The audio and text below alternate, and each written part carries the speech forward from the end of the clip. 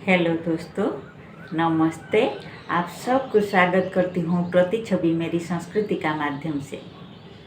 अभी स्नान पूर्णिमा का समाप्ति हो गया।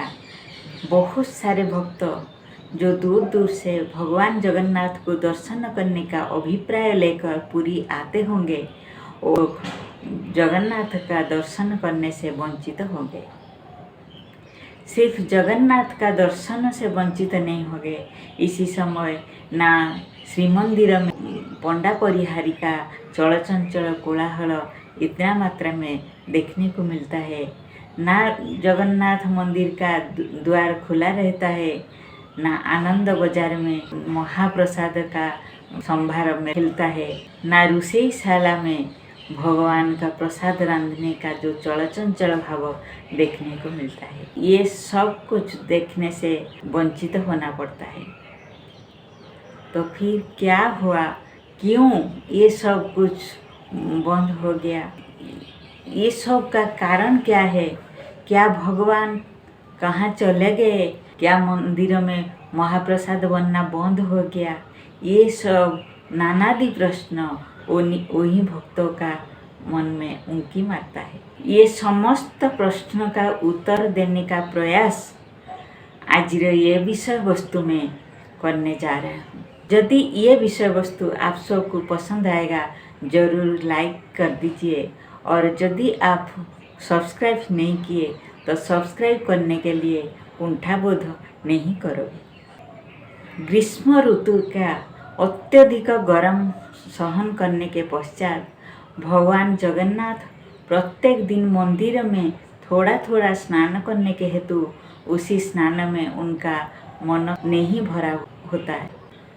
इसी कारण से उन्होंने बाहर आकर थोड़ा ज़्यादा स्नान करने के हेतु इच्छा प्रकाश किए। स्नान पूर्णिमा के दिन वो भाई बहन के साथ मंदिर से बाहर आके स्नान मंडप में बैठकर स्नान करने के हेतु सजबाज होते। उनका स्नान के हेतु मंदिर परिसर में सुना कुओं से 108 कलश जल को बाहर किया जाता है। उसी जल को नानादि धूप दीप गंध नैवेद्य देकर पूजा मार्जना करने के पश्चात भगवान का स्नान के हेतु उपयोगी बना जाता है। उसी 108 कलश जल में से भगवान जगन्नाथ 35 कलश जल में स्नान करते। बलभद्र भगवान 33 कलश जल में स्नान कर लेते और माँ सुभद्रा 22 कलश जल में स्नान कर लेते। चतुर्धा मूर्ति होने के कारण से उनके पास विराजमान सुदर्शन भी अवशिष्ट 18 कलश जल में स्नान कर लेता है। उसके पश्चात भगवान अपने आप को थोड़ा ठंडक महसूस करके शांति लाभ करते और गजानन वेश में सज्जित होकर सारे भक्तों को दर्शन देते।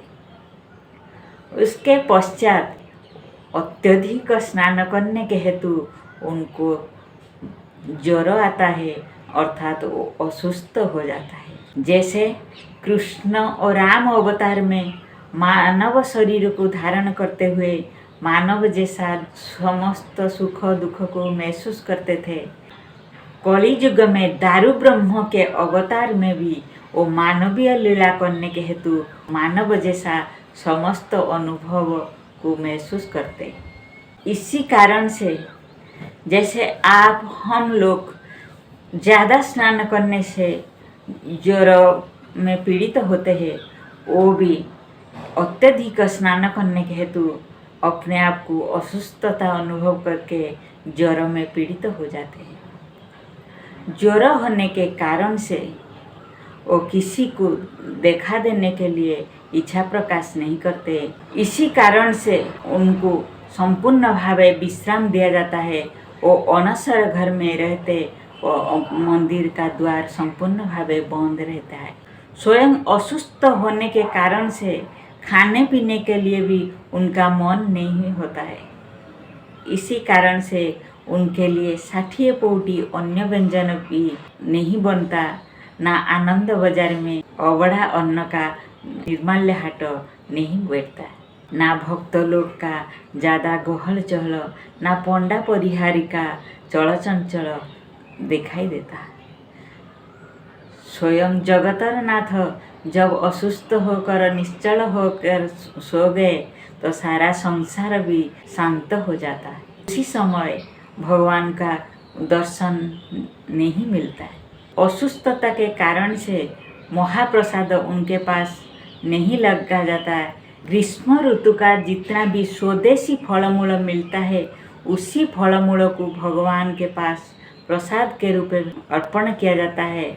और उनका जो वैद्य उन्होंने जड़ी बूटियों से विभिन्न प्रकार औषधि पथी उनके लिए प्रस्तुत करते हैं। उसी औषधि पथी पानीयों को सेवन करके ये 15 दिन अतिबाहित करते हैं। इसी प्रकार प्रत्येक दिन फलमूल आहार पूर्वक औषधि पथी सेवन करते करते जगन्नाथ धीरे धीरे सुस्थ लाभ करते हैं। ये सिलसिला अमावस्या तक चलता है। अमावस्या तक भगवान संपूर्ण भाव सुस्थता अनुभव करते हैं।